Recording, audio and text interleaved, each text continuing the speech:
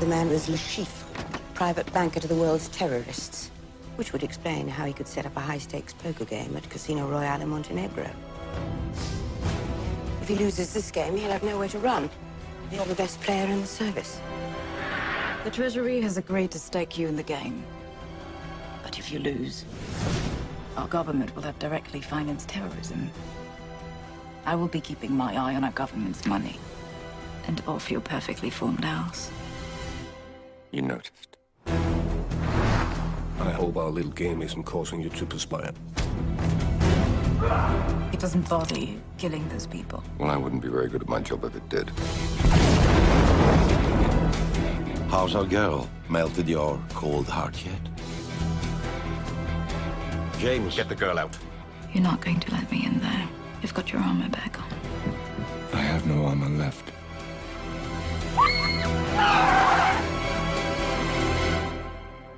You've stripped it from me. Hello, welcome to The Road to No Time to Die. What do you want to watch is look back at Daniel Craig's era as James Bond. I'm your host, Ashley Hobley. Joining me today is our British secret agent, Ciaran Marchant. That's Marchant. Ciaran Marchant. And Explosion Network's own M, Dylan Blight. I'm Timothy Dalton today. Like that. Jeez. Holy shit. So we're this limited series, we're going to run through all of Daniel Craig's James Bond's entries leading up to his, we assume, final turn as James Bond. But we all said that last time. But, you know... As long as it's a good one, he'll leave. If it's another shit Yeah. one, he'll do another one. Try to end on a good note, you know? Like, Yeah. You know, unlike Pierce Brosnan and others. Yep. Well, Pierce Brosnan just kind of, really went downhill. Yep. so I liked Die Another Day as a kid, by the way, as a side note. As a Yeah, kid, that I was- liked it. Have you rewatched it since you were a kid? Mm-hmm. It's bad once you... It is bad, but It's yeah, as very a kid, bad. I really enjoyed it. Yeah. So let's just get your overall history with James Bond. Ciaran, like I said, you're British. I think because of that, it is very natural. I believe I've watched all of the modern day ones, and a decent portion of all the other James Bonds. There is a few of the early Roger Moore ones I definitely haven't watched.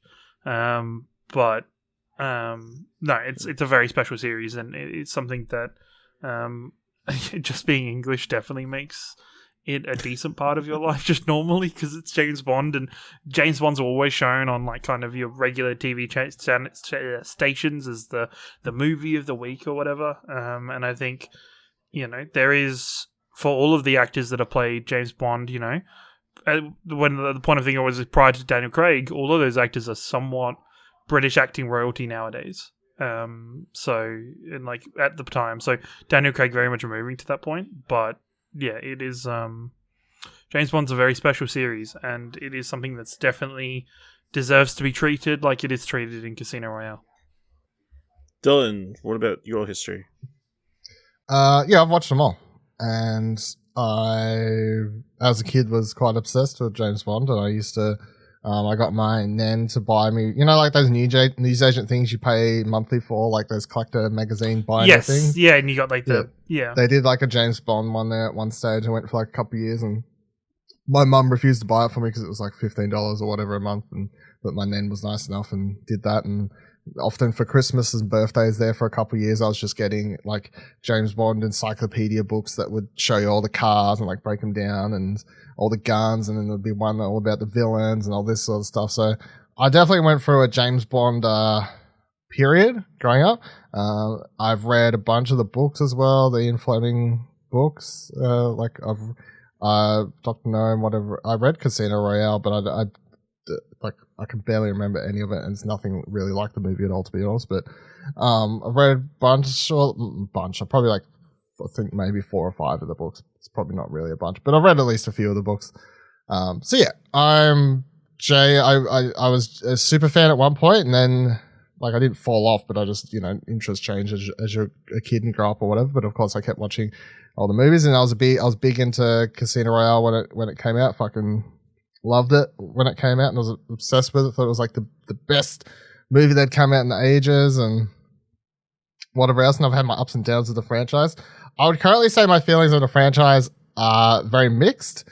It's mostly because I don't like. I always like to point out that the year that Spectre, and we'll talk about that when we get to it. But just as a side note, like my general feelings on the franchise is that when Spectre came out and they had a Mission Impossible movie come out the same year, which was Rogue Nation, and I just could not get over how different and how much fun I had with one and how much I really did not like Spectre. And that wasn't even that came down to everything from the way the action was shot, and then it was especially to do with the characters and how they were still sticking to having to make sure they had a Bond girl and all this sort of like crap that like I forgive in the older movies if I ever watch them, because I'm like that's just how they were. But the fact that the current day ones still try and the recent ones, that's one of my sort of annoyances with the franchise. So yeah, as we watch these, as we get up to the newest one, by God, just to get my thoughts out there ahead of No Time to Die, they keep like teasing in the trailers, you know, in the latest trailer, they literally have like this will change everything, you know, like one of those sorts of like slogans, everything will change after this one sort of fucking things. I'm like, but are you actually going to like do something new and like refresh this franchise? Because by God, as much as I love this growing up, James Bond franchise 007 needs a refresh as far as I'm concerned. So let's go. Let's enjoy these movies as we go, though. I hate them, but let's enjoy them. Yeah, obviously, I feel like these James Bond movies were an important part of my like childhood. Obviously, just GoldenEye. Like, if nothing else, GoldenEye on the Nintendo 64, like massive part of. Oh, if we're talking about like video games, there's a countless. Like Nightfire was really good. Yep. Like all of that kind. Agent Under Fire as well. They're all really good games around that Even if period it of was time just for that, James Bond.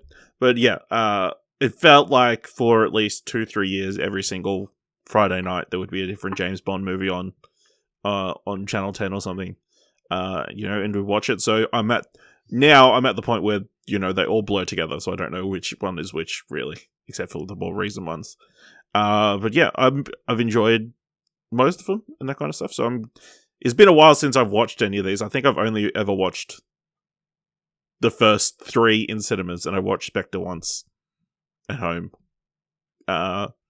So yeah, I'm keen to jump back in and revisit these. I do want to bring up one more thing.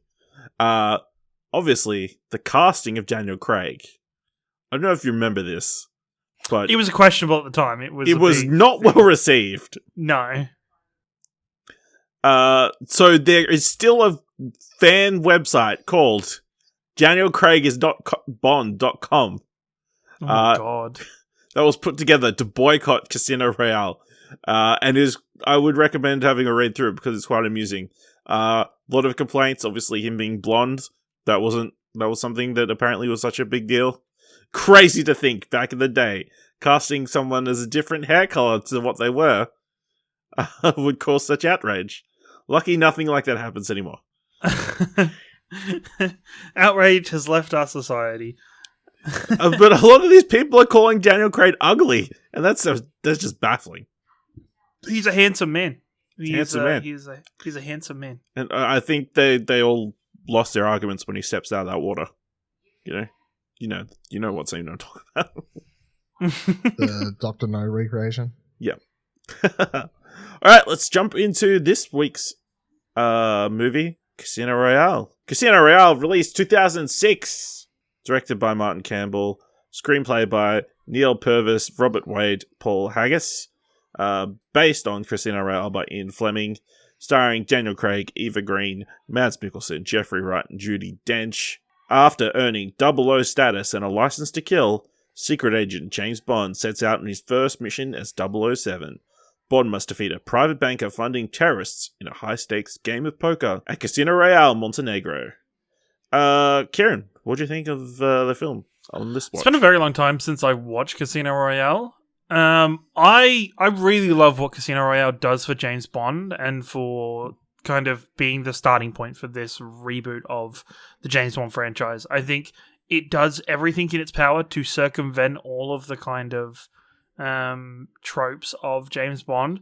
The fact that like James Bond does not really fucking win in this movie. Like he has his moments where he, you know, gets the one up, but where you expect in past movies where he's guaranteed to win the bluffing contest in poker, or just those kind of things, or he is going to work out a way to stop the poison from killing him himself and stuff like that.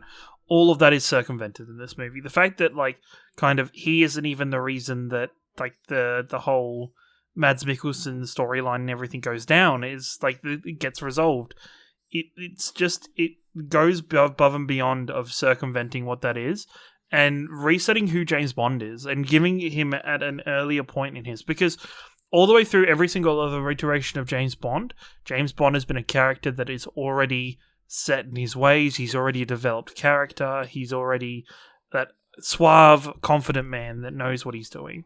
And I think to go back here and to give this starting point of Daniel Craig being kind of very much still learning to get his shit together, and his kind of chemistry with Eva Green throughout this movie, and the overall stakes and the scale of this movie altogether is fantastic. This movie shot really well. I love how this movie starts in black and white. I love its transition.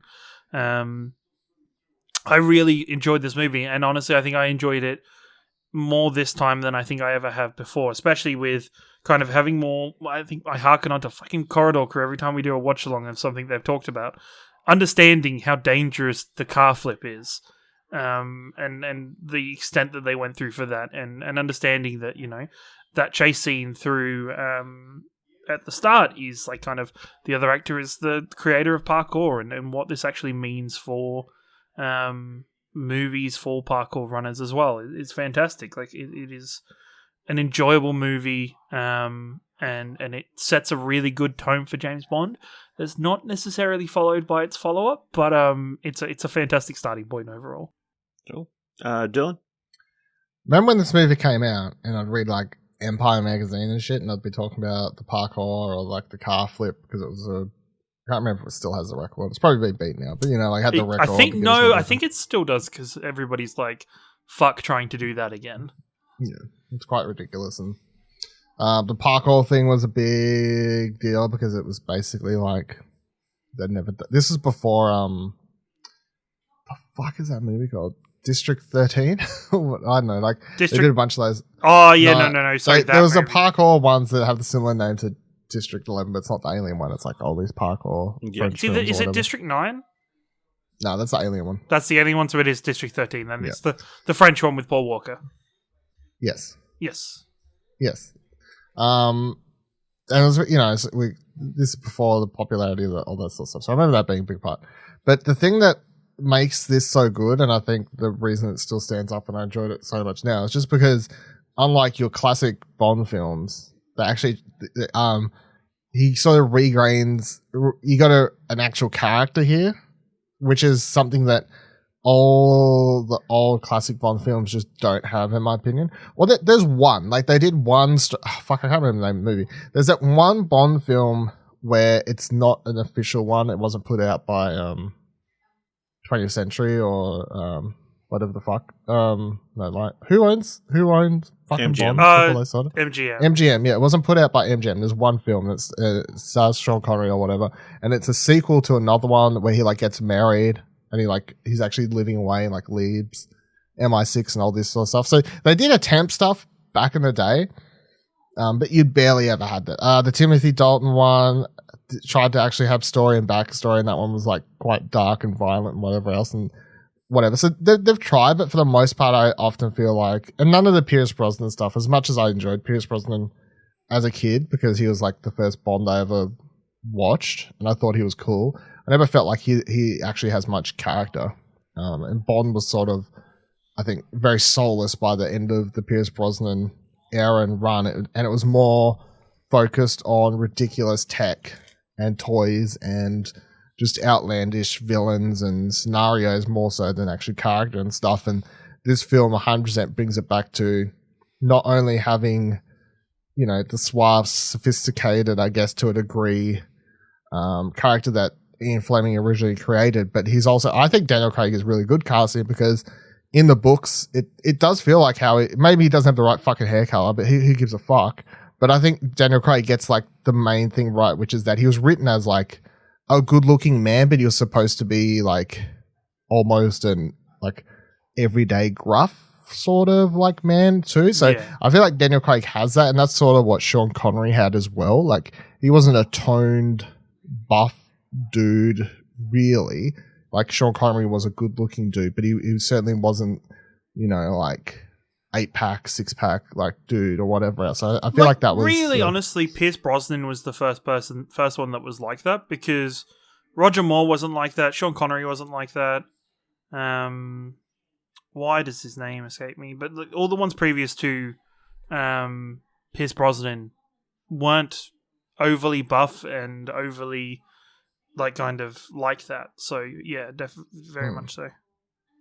And I mean, a big part of this movie focuses on him, like not only at the start losing, like trading in his soul or whatever you want to call it to like get his first couple of kills to get the 00 status, and then, you know, like becoming the big killer. And then the other half of the movie, or the main part of the movie, is focused on him falling in love with someone and like properly, and not just the typical Bond, like sort of Bond girl way. It's an actual like falling for a girl properly and all this sort of stuff. So you have all these elements that you just don't usually see in Bond stories. That's so good.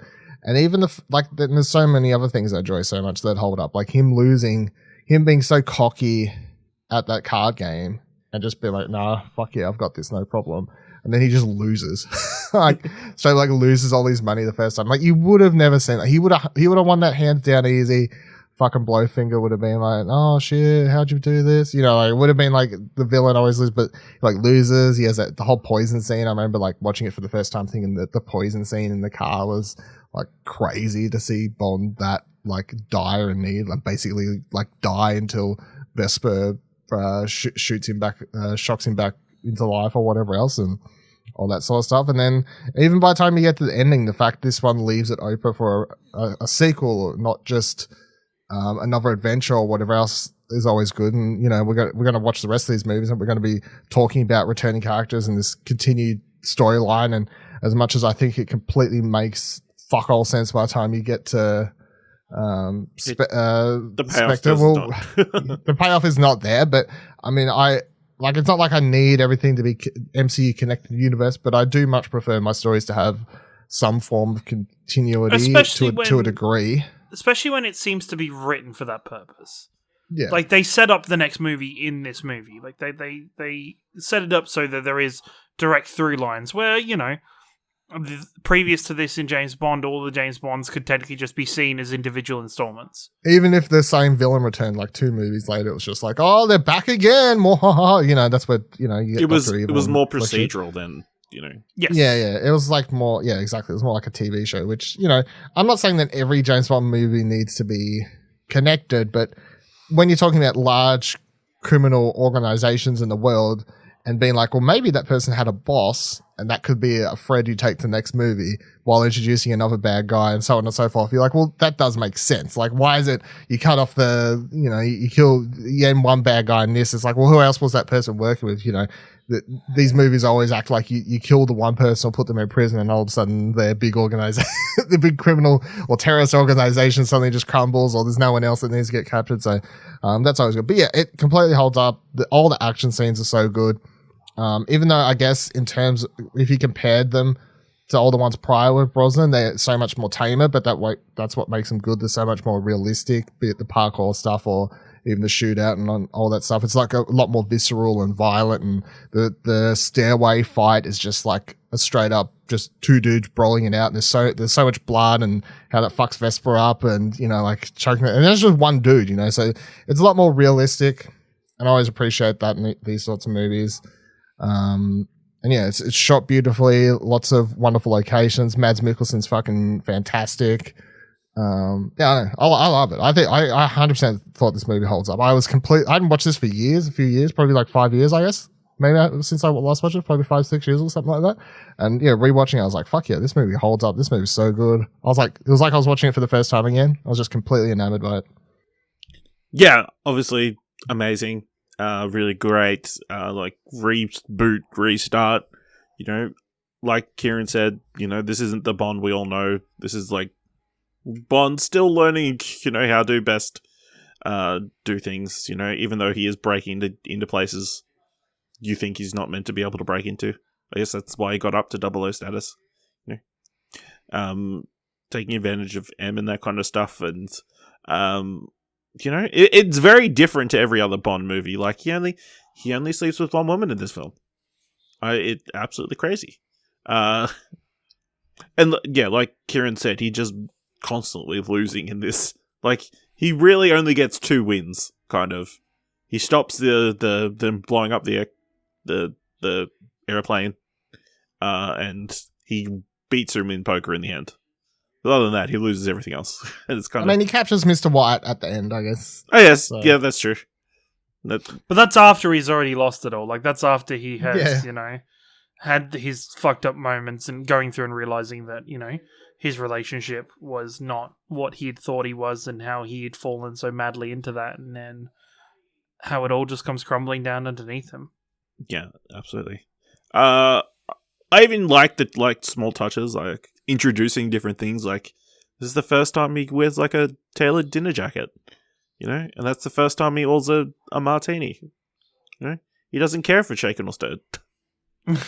Or just like the like him winning the DB5 is such a minor thing in this movie, but in the grand scheme of like kind of James Bond overall, it's such a cool little touch to have him win that car, because that car is just so iconic to James Bond overall. You know, James Bond is the reason why the Aston Martin is my favorite car.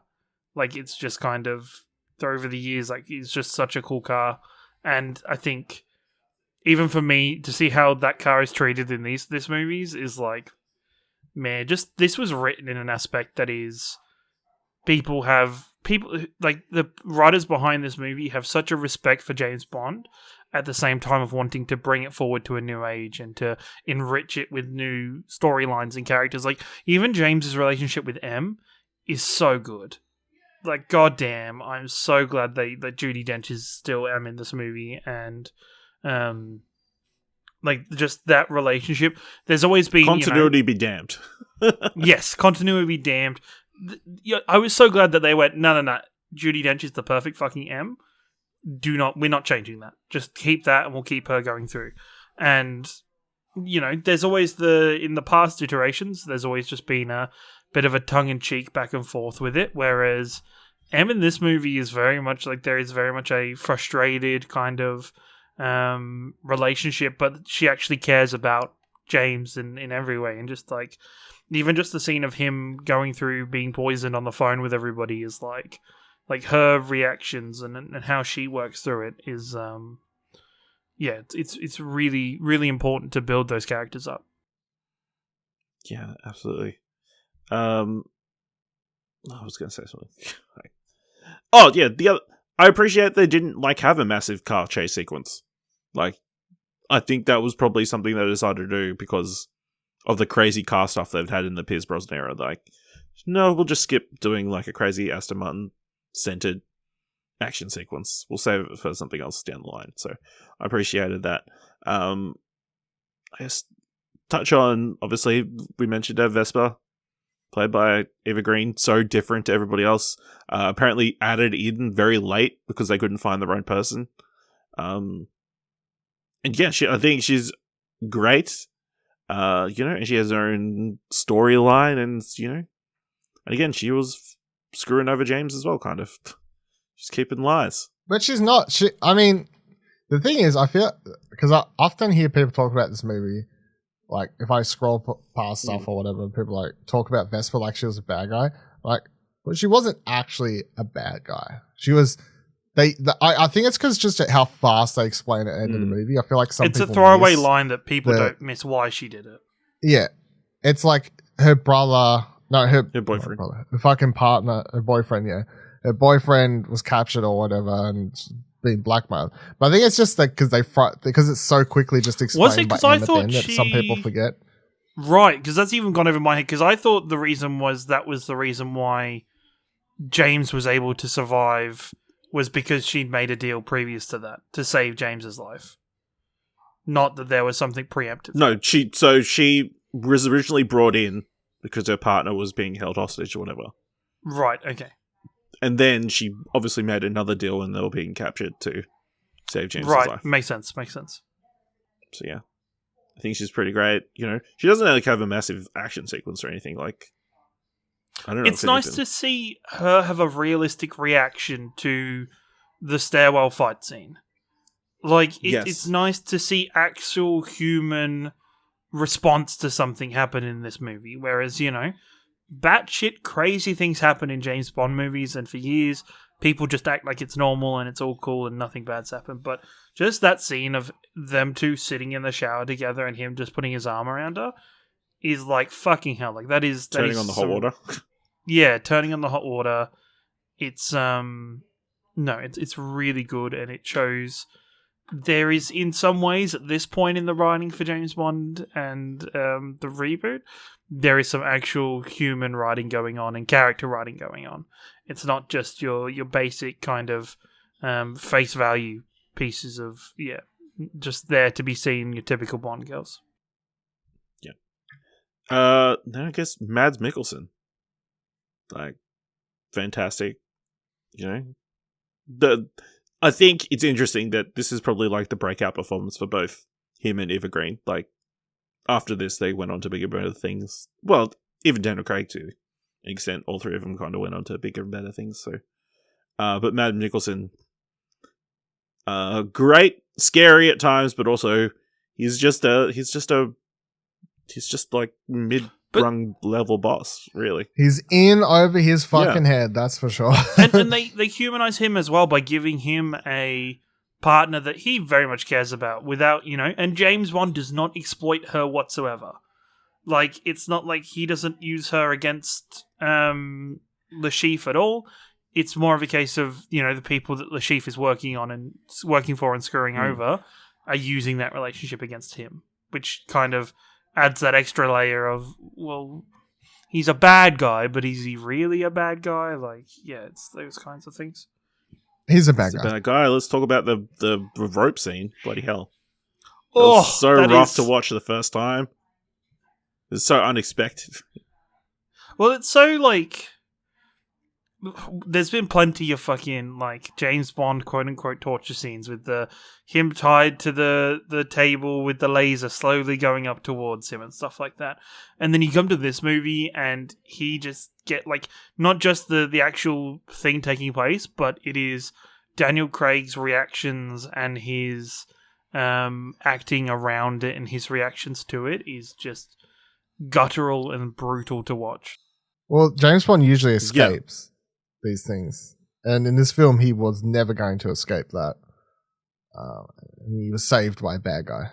He was saved because he was saved because what's her face promises the money or whatever. Yeah, Vesper promises the money to Mr. White in the other room, and that's why he comes in and shoots Latif, whatever his fucking name is. Latif, that's it.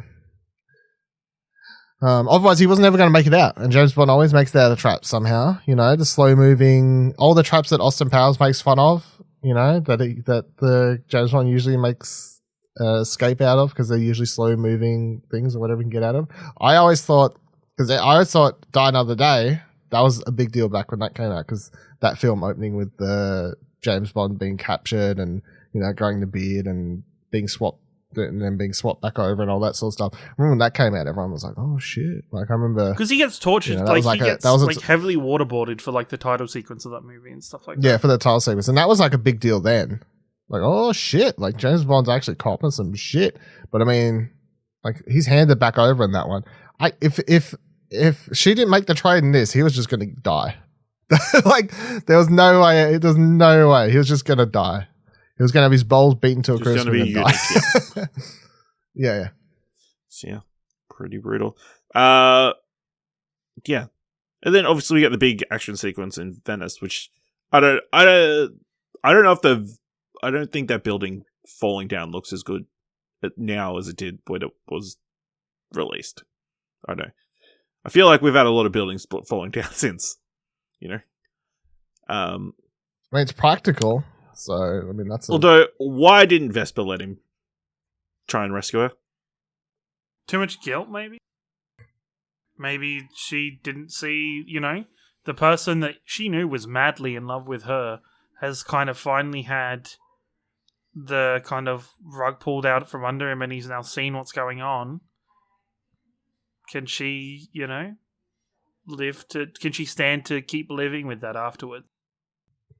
You know what the biggest piece of like James Bond character moment in this movie for me is though? It's just the line after she dies. And then when Bond's on that boat with M, and then she's like, you need to take some more holiday or whatever. And just the way he delivers doesn't matter, the bitch is dead, move on or whatever, like that sort of, and he's just full of shit. Yep. He's like upset about it, but the way he just goes, the bitch is dead, like it's just that. I feel like that's the most sort of just telling of his character and him taking that turn to trying to never want to get that attached to humans ever again and just dive into his job, which we all know doesn't fucking land. No, because I feel like the running theme for this run of James Bond is, Bond fucks everything up and has to go into hiding. He falls in love with the girl, quits being an MI6 agent, and then it all goes pear-shaped again. It's a running theme throughout this run. Well, it's a running thing normally I think in the books, James Bond quits the MI6 like all the fucking time. Like it's almost like a bad joke in many ways of just how many times he attempts to leave or get out and it never really works. No. And we end on that note with him like kneecapping Mr. White, which is a pretty cool shot. And then saying the classic, also, how weird is it to think, obviously this movie, 2005, 2006, no one has a smartphone. Flip phones, Zane. You know what? No, I remember this. I remember when I was watching this, because obviously Sony Ericsson is a major sponsor for this movie because all the phones in this are Sony Ericssons. And I always remember when I was a kid being like really big because like I had the same phone as James Bond. Like I had the same Sony Ericsson as him. Was always really funny. But yeah, it's kind of crazy. Like 2006, 2007 is just... No, like the tracking technology and all the like being able to zoom in to exactly where the SMS was taken. That's not unrealistic, but enjoy that.